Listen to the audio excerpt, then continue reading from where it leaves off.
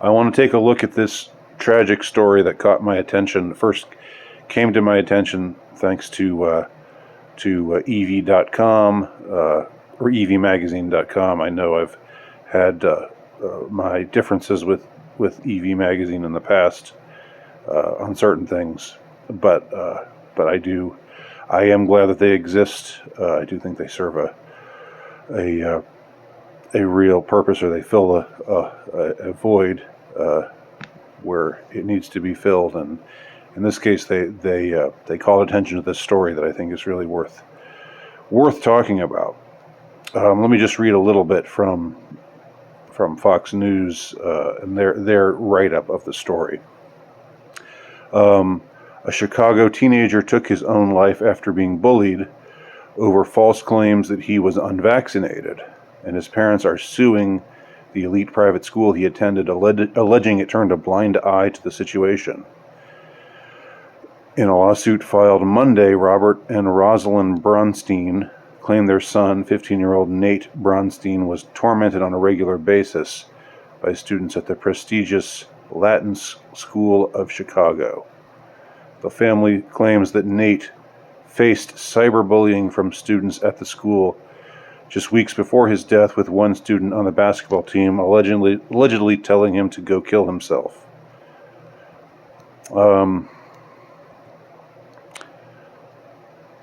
The bullying was allegedly centered around a rumor that Nate was unvaccinated, which the lawsuit claims is false. So I want to come back to that in a moment. Just put a bookmark there, if you will, to coin a phrase. The teenager transferred to the Latin school, which charges roughly $40,000 a year in tuition, because of the school's in-person learning during the scamdemic. The suit states. They don't use the word scamdemic, that's my word. Alums of the elite school include former First Lady Nancy Reagan, former U.S. Supreme Court Justice John Marshall Harlan II, and others, according to the Chicago Tribune. Okay, so his father found him hanging from a shower head, the cord wrapped around his neck as a noose on January 13th. Very sad. The family claims that teachers and administrators at the school failed to take any action to stop the horrific treatment Nate endured before his death. Nate's mother claims she contacted the school about the bullying more than 30 times between October and November alone. She claims her concerns were brushed off as, quote, family issues. The lawsuit further claims that Nate himself informed the school's dean about the bullying, but she failed to investigate the claims or inform his parents. All right.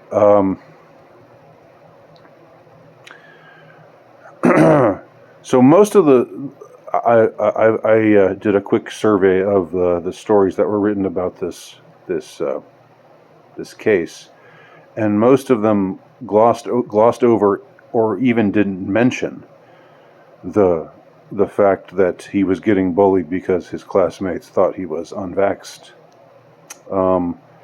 In fact, it was only the local Fox affiliate which mentioned that fact, and the rest of the local news who were covering the story just said that the bullying was out of control, and the parents had tried to get the administration to address it, and they refused to do anything about it, allegedly. So right away, they wanted to downplay the bit about him being bullied for being allegedly unvaccinated. Supposedly he actually was vaxxed, but his classmates started this rumor that he was not. And this story says that the bullying centered around, or allegedly was centered around, a rumor that Nate was unvaccinated.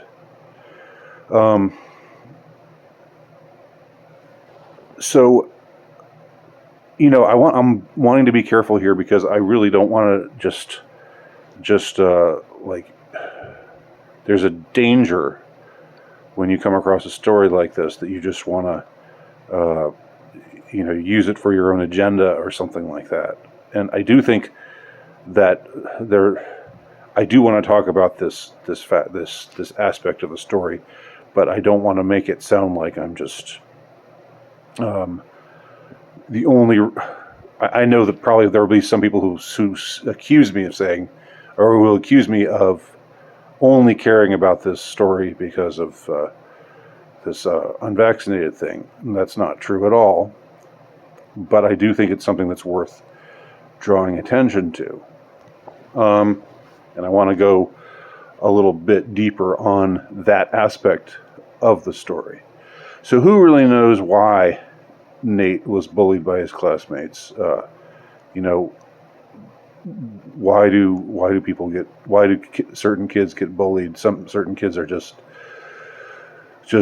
fit the profile of the type who gets bullied. This kid, looking at him, just looks, I don't know, just looks like a 15-year-old kid to me, just like a regular kid.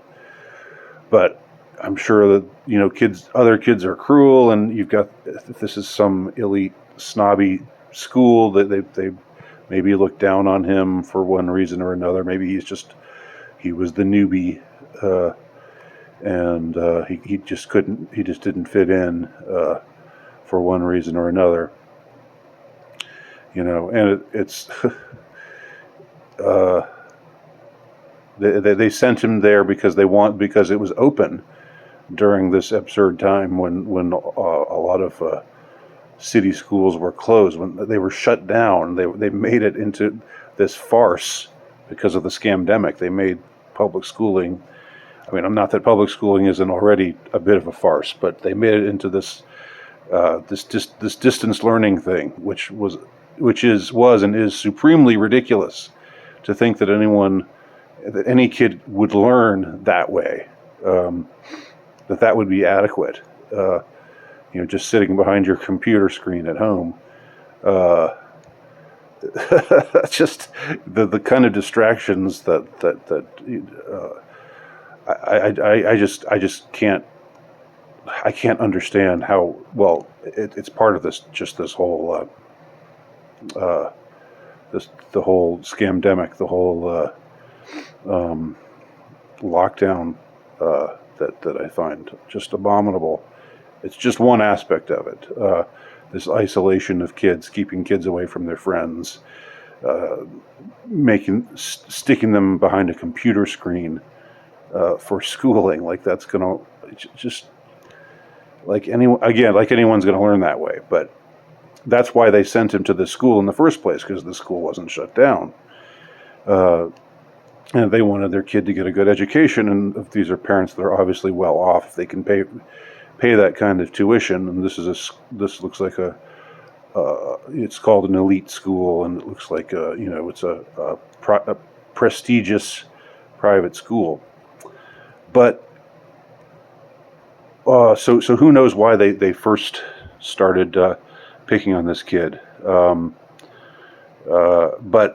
what I do think is interesting, what I do think is worth talking about. I don't want to say it's interesting, like very interesting, like oh, a kid killed himself. So interesting, I don't want to sound callous or be callous, but the fact that they started spreading this rumor about him that he was unvaccinated, and that there was some kind of stigma attached to being unvaccinated. I think that deserves to be looked at more closely. So in the culture of this school, this school, which is an institution of the elite, right? You have to pay an exorbitant tuition to go there,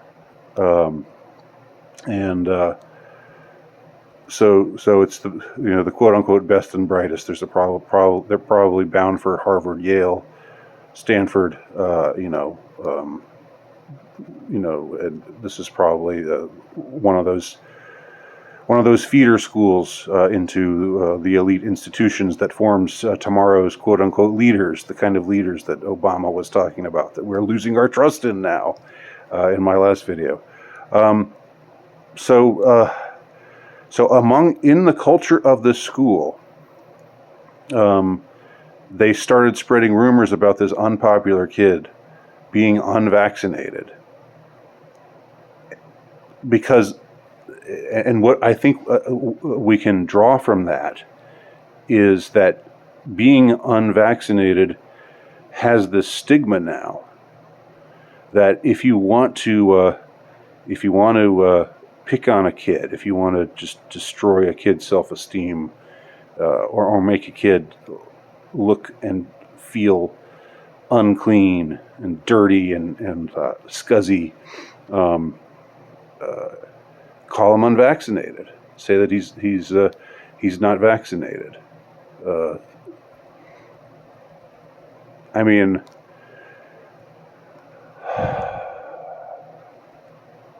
obviously the other kids didn't know this kid's vaccination status, and I would think that, being that this is Chicago, liberal city,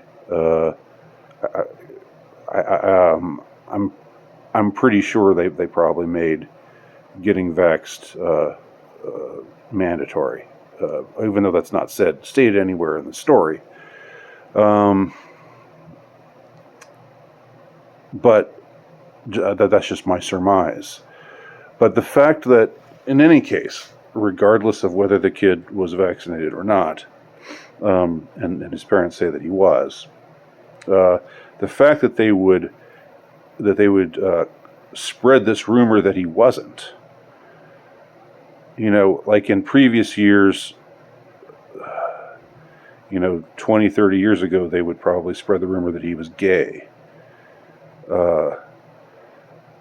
But the new gay that didn't come out the way I thought it would.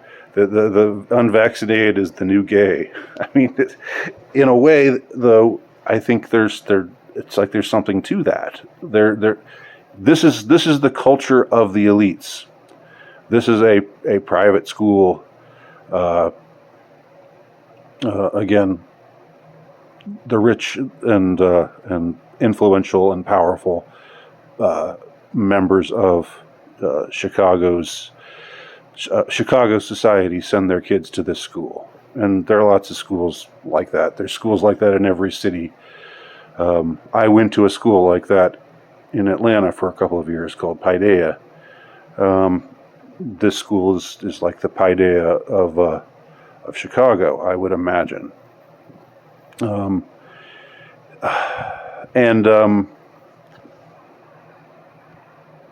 They made fun of this kid for being unvaccinated, even though he wasn't.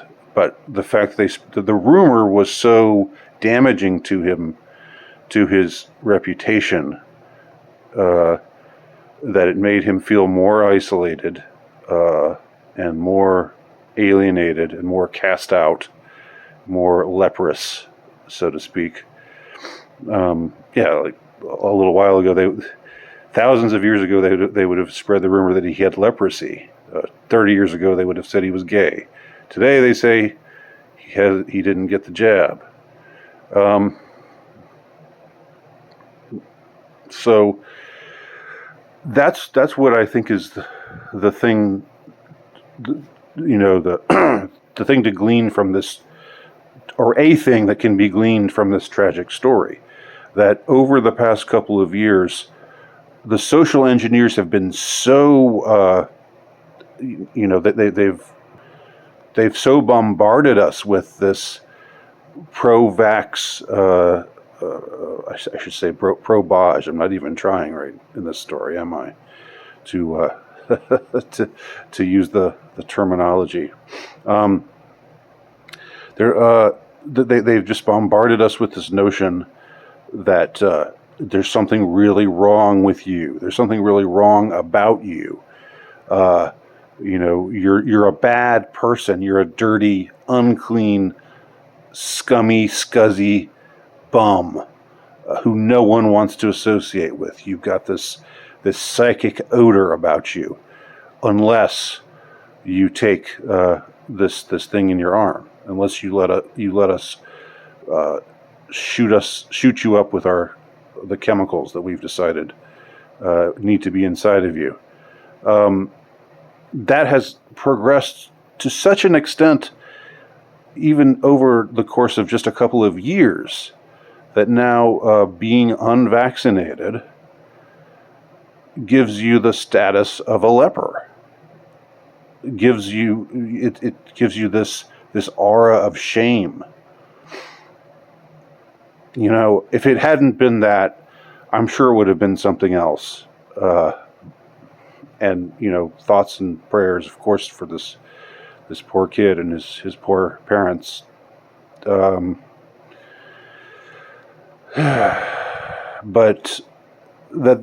just that detail would be the thing that would make them that would send him over the edge, and that would be the thing that his classmates, his bullying classmates, who and kids know how to be cruel. They learn how to be cruel, especially in their middle school, preteen, teen years.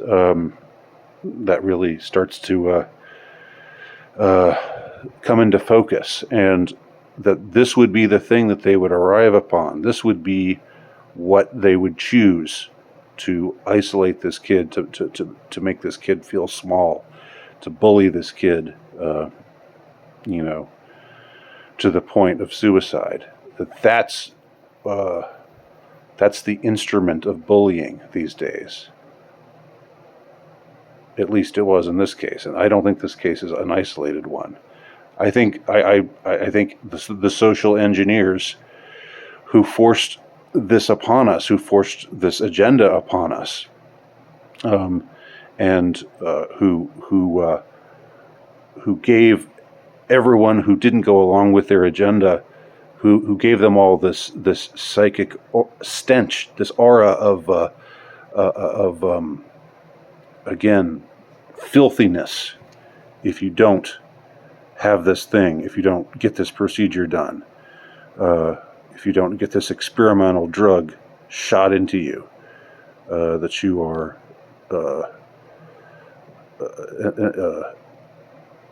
an object of shame. That's what I take from this story as well. What do y'all think? Leave your comments below, please, if you would like. My name is Andy Nowicki. Please check out my work at altrightnovelist.com. My latest book, The Insurrectionist, can be purchased from terrorhousepress.com.